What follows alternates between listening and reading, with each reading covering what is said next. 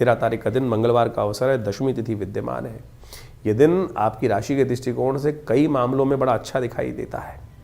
शाम थोड़ी हल्की दिखाई देती है, लेकिन उस समय भी उपाय है। यदि बड़ों का सानिध्य लेके काम करोगे ना, चीज़ें आपके फेवर में जा सकती हैं। इस दिन तो लोहड़ी भी है, इस दिन तो बड़ों का आशीर्वाद लेना ही चाहिए।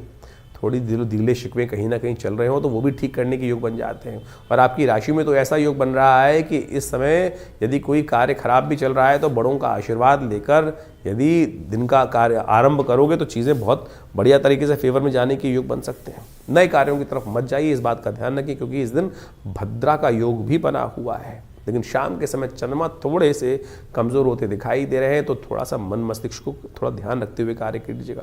देखिए, लोहड़ी का अवसर है और लोहड़ी के दिन कहा जाता है कि एक खास उपाय आपके समस्त दरिद्र को दूर कर देता है। सुख आ दरिद्र जा, तो इस बात को कहा जाता है अग्नि की उपासना करते हुए।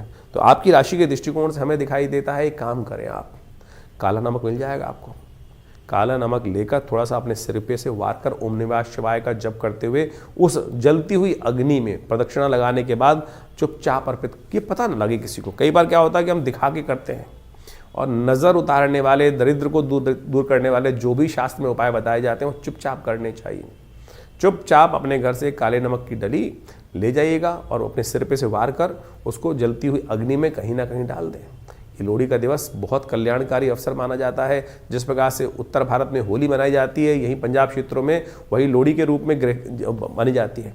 इसका बहुत बड़ा व्याख्यान, एक काम हमने विवेकानंद योगाश्रम में, क्योंकि मंगलवार का योग है, मंगल इन दिनों अस्त चल रहे हैं, तो हमने भगवान हनुमान जी की प्रार्थना के लिए सुंदरकांड का सुंदर कार्यक्रम रखा हुआ है। हर बार की तरह मंगलवार के दिन साथ में लोहड़ी का महाउत्सव भी भारतीय संस्कृति के अनुसार से, देखिए हमारा संस्कृति ऐसी, इतना विशाल देश है, क्षेत्र के अनुसार से अनेक अनेक क्षेत्र का महत्व देखते हुए जो उत्सव है मनाए जाते हैं। लोहड़ी का भी बड़ा महत्व है। पंजाब इत्यादि क्षेत्रों में यदि हम देखें तो वहाँ पर होली नहीं जलाई जाती, वहाँ लोहड़ी विशेष तौर पर ही जलाई जाती है। तो ये विशेष तौर पर एक ऐसा पर्व है कि जिस दिन हमारी संस्कृति के अनुसार से कहा जाता है कि उस क्षेत्र में उस दिन के बाद से तिल इत्यादि का सेवन नहीं करना चाहिए।